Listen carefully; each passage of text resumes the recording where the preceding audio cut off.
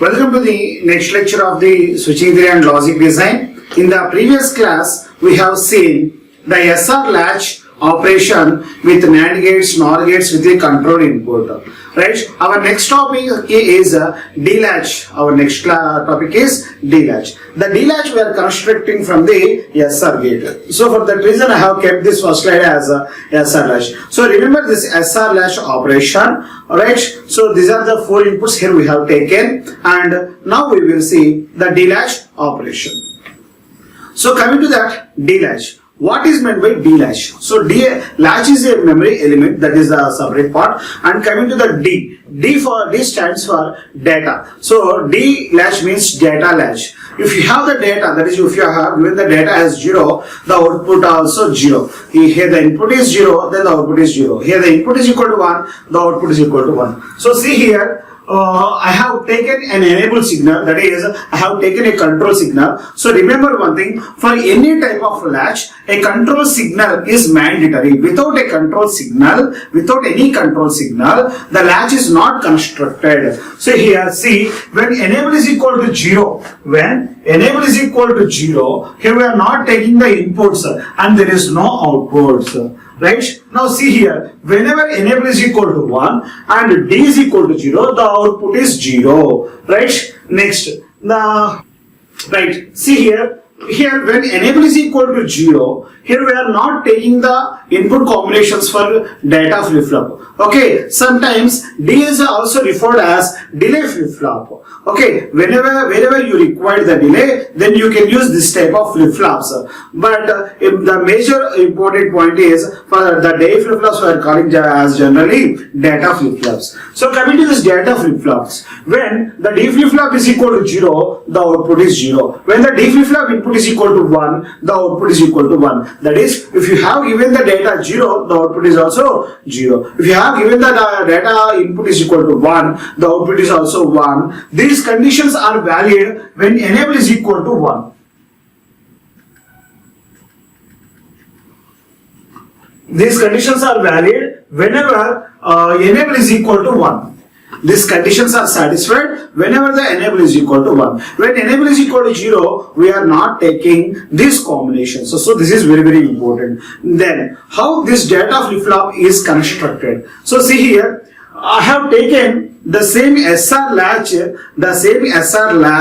with a control input. So for this, I have taken an extra NOT gate. I have taken an extra NOT gate here. Okay. Previously, I said that this is the S input and this is the R input. Here I have taken previously, this is the S input and this is the R input. So this R input I have connected with a NOT gate from the S.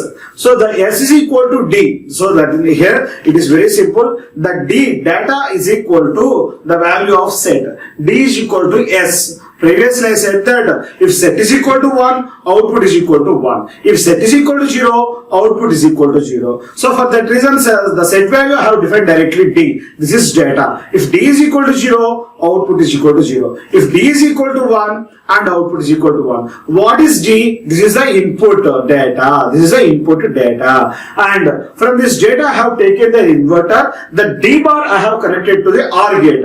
Here R is equal to D bar. R is equal to D bar. So the inverter is very, very important. Why? Because if you have given D is equal to 0, then see here, if D is equal to 0, S is equal to 0, R is equal to 1. When you have given D is equal to 0. Otherwise, if you have given D is equal to 1, then S is equal to 1 and R is equal to 0. That means here you are giving 0-1 combination, 1-0 combination for this SR latch. Okay, so see carefully. Okay, see carefully.